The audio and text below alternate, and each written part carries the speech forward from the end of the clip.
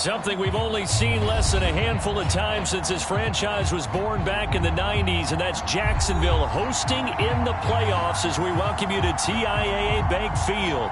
Straight ahead, it's Wild Card Weekend, and we've got a great one in store between the Tennessee Titans and the Jacksonville Jaguars.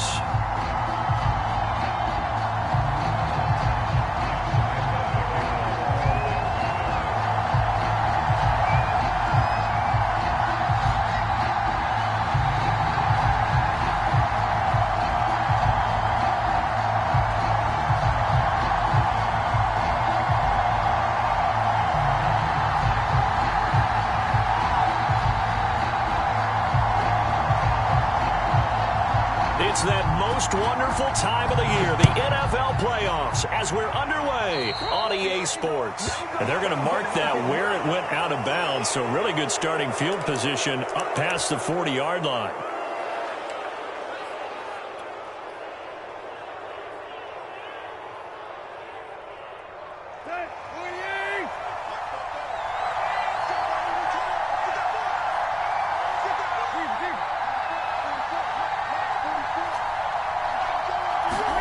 On 1st and 10, Tannehill. And incomplete on the deep ball.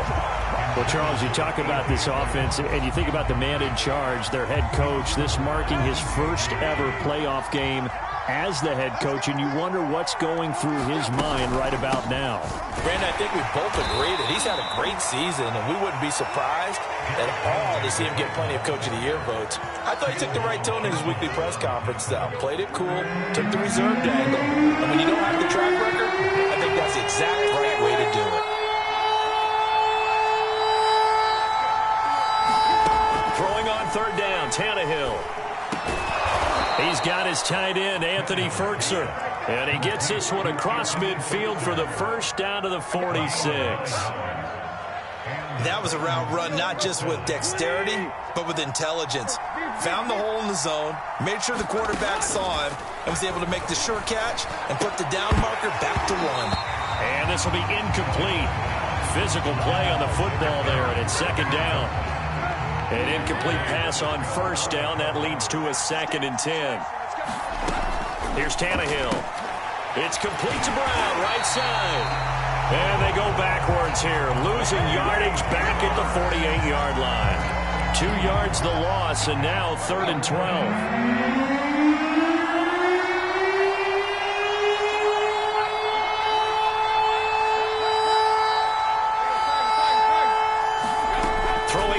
Tannehill. And he's got this down to the 35. And forget about the run to set up the pass. They're just coming out throwing. Forget trying to set anything up. They feel like they have the advantage. They feel like they have the matchups, and they're just attacking right now. Yep, going to the air on the opening drive.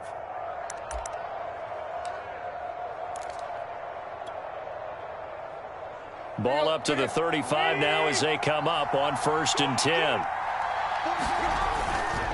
Tannehill going to turn and give this to Henry. And brought down, but not before they're inside the 25. Good running right there. And this is a man who was a 1,000-yard rusher in the regular season, so you know he's going to get his chances, and he picks up nice yardage on that one.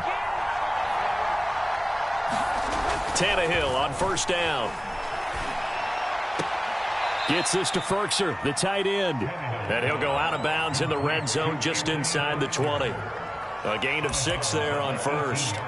And the pocket's been protected pretty good here so far on the opening drive. We always talk about confidence in runners and catchers and quarterbacks. How about the protection detail? They're not allowing anyone near the guy throwing the football. On 2nd down, here's Henry. Nifty move. And brought down, but not before they get it inside the 10 to the 7. Solid running there. And, CD, we hear so much about what it takes to win in the playoffs. Most people like to include having a strong running game in their assessment. And with this man in the backfield, this group has a strong running game without a doubt. Oh, I absolutely agree with you there, because in terms of yardage, he's a top 5 running back in the league. And in terms of impact on a game, not many better than him. And when they're flowing and he's carrying the ball consistently, they're tough to beat. From the 2 now, 2nd and goal. Back to throw, Tannehill. And he fires one that's intercepted. Picked by Jared Wilson. And the Jags are going to get the football here as they force the INT on the game's opening drive. And certainly, look, you're on the road in the playoffs. That is a suboptimal start, opening drive INT. And, partner, sometimes I wonder, do these teams talk about it to such an extent that maybe you almost talk yourself into the turnover when you're trying to avoid it? Yeah, maybe they get a little too worried about keeping the football, and then you give it to the other team right off the bat. And, look, we said it, on the road, this is just a terrible, terrible start for them. It is, and now they've got to rely on their defense. From the 16, Lawrence. And connecting here with DJ Shark. And he works it across the 25 before being tackled. So, great throw right there, and what a regular season this rookie had, piloting this offense, guiding them to a division title, and they get the home date here in round one of the playoffs. But, Charles, how do you think they'll play it here? Will they run the same kind of wide-open offense they've run all season, or do you think that they'll try and take some pressure off of the young fella? Oh, I think they're going high, wide, and handsome in this one. I think it's all out, just as they've been doing all year long, because I think if you try and pull it back now a little bit, you're telling that young man you don't have quite as much confidence in it as you profess. So go ahead and continue to run your offense. Do the things that got you here. As so many defensive coaches have told you and me, all gas, no brakes. Let it rip. We're scoreless after one.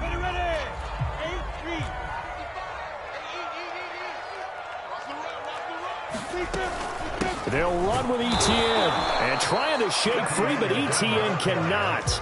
The defense will stop him short. No gain on the play there. A nice job defensively, and it likely forces a punt situation on fourth.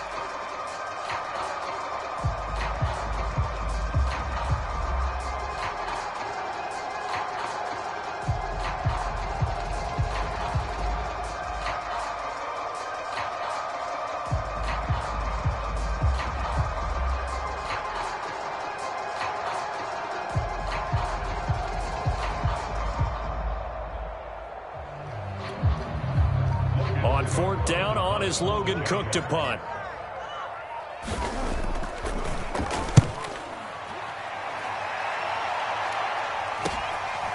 Fielded at the 20. We'll call that a punt of 38 yards officially, and it'll be Titan football.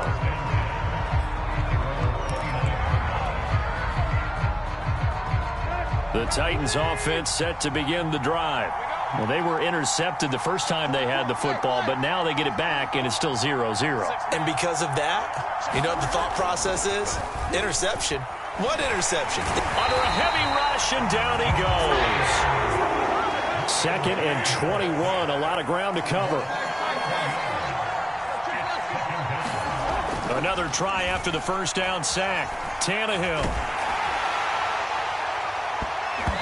This one is incomplete. Always so many storylines when you're playing January football. And, Charles, you talk about this offense, their head coach, it's his first time in charge in the playoffs. And I think you and I were both kind of surprised by his demeanor and specifically his comments and his confidence at the press conference where he really all but guaranteed a victory. Yeah, I was a little bit taken aback because you don't normally see that. And on one hand, it's like, all right, cool. He feels great about his team. But on the other hand, it was in his best interest to do that. How many playoff games has he won again, Brandon? None. So there's your answer right there. I guess what he was trying to do was fire up his team. But he has to make sure he doesn't fire up the other guys because there have been a lot of coaches who've made guarantees that are no longer coaching in this league.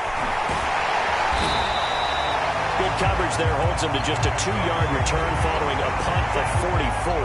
And the Jaguars go on offense, first down and 10.